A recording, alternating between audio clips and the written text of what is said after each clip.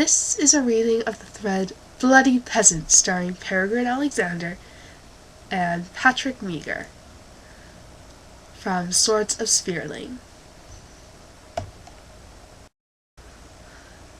You would have thought Angus would have had plenty of messenger boys drooling in anticipation of a job. But no, it was, "Peregrine, do this. Peregrine, do that. Peregrine, if you do that one more time, I'll throw you in the dungeons for a week."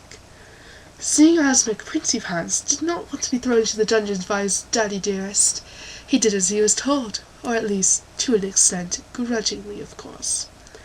So there he was, standing next to his horse, travelling from town to town, pinning up notices on trees and on town meeting places written in both English and Gaelic, which was clever, seeing as most of the people couldn't read. Real smart, Kingsley. Peregrine supposed that the knights and their squires could read the text, and thus they would bring more competition to the tournament, which was what said notices were advertising. But if father wanted spectators, this wasn't the way he was going to get them. Of course, Angus had not only stolen his son's idea when Peregrine had brought up this blatantly obvious fact up to him, but he had not been happy at being addressed as such. And, after showing his displeasure with his darling child, he charged him with the task of making speeches to each one of the villages and towns in the hopes that they'd all come, get drunk, mate with each other under the tables, and leave, all praising the name of the king.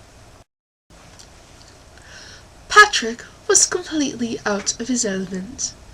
After joining up with a group of merchants who were heading somewhere, he had travelled with them, hoping that wherever they were going, life would be better.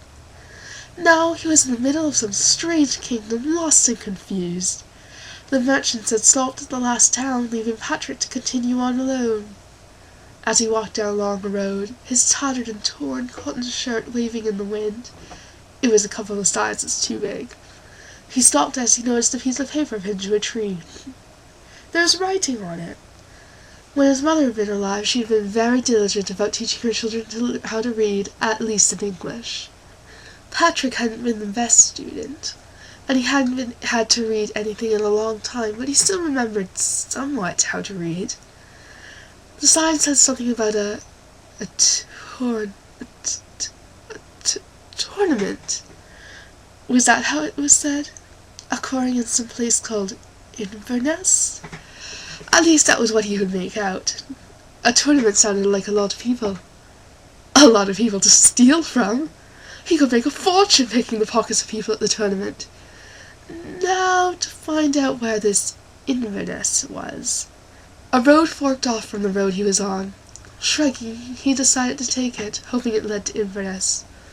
What he didn't know was that he was going the wrong way. Blissfully unaware, Patrick continued down the road, enjoying the scenery. Wherever he was, it definitely was beautiful. If his quality of life was even half as good as the level of beauty of this kingdom, he would be happy. While he walked, he noticed a young man around his age up ahead. He was standing with a horse. Patrick wrinkled his nose in disgust. He hated horses. However, maybe this man could help him. As Patrick approached the man, a lump started forming in his throat. He was starting to realize that he wasn't ready to approach people on his own accord. Pausing, he started to shake, casting his eyes to the ground. He simply was too nervous to talk to this man. He cursed again in Gaelic as a small hammer smashed into his fingers yet again. Damn implement. He had nails between his teeth, aching fingers and thumbs, and a pony who was prancing all around. Never mind that Peregrine's only grip on the beast was having his reins threaded through his arm. Sometimes in life, one has to stop what they were doing to congratulate oneself on one's outstandingly genius and creative problem-solving achievements. And this wasn't one of those moments. After a few more loud and creative strings of curse words, Peregrine managed to get the vanner up. Storing his hammer and leather pouch of nails in his saddlebag, he grasped Archimedes securely by the reins, just under the bit, and led the nervous horse away, searching for the next not-so-far-away spot to pin up some notices, repeat the process, Repeat the process again, and then rake the townspeople's ears simultaneously in a pre-written, arrogant, and otherwise condescending speech crafted by his father. It was full of long words and references to his subjects, with quite a few, my kinds, and your kinds, thrown in for good measure. After this was done, Peregrine would leave, providing he didn't get run through by farming tools first, and repeat the process at the next village headed by a castle. But then, what was that stench? He supposed he would be smelling the poorer of the poor on his errands, but this fellow, come to think of it, Peregrine wasn't even sure this was a fellow. He smelled more like a pig. He sniffed the air, first discreetly and then with increasingly disgust as he tried to locate the source of the unflattering scent. After a moment he stopped actively trying to locate it by nose, but he could still smell him. He passed someone, and at that moment the smell intensified. The prince made a noise of shocked disgust in the back of his throat, and openly covered his nose with his sleeve as he pushed past the young vagrant. "Move!" he ordered, through the cloth. Patrick hadn't bathed properly since before his mother's death, and even then it had hardly been a proper bath by nobility standards. However, he had stopped noticing the stench that came off him ages ago, and in fact feared the feeling of being completely clean. He felt that the grime covering him hid him, in a sense. So when the man visibly showed his disgust at Patrick's smell, the Streetersham couldn't understand why he was acting like Patrick had the plague or something. As the man ordered him to move, Patrick was startled into stepping aside quickly. His eyes downcast, he mumbled some words in Irish Gaelic. "Sir, travelled several days. Haven't eaten. Spare some food?" he asked, hoping to keep his attention long enough to pick something out of his saddle-bag.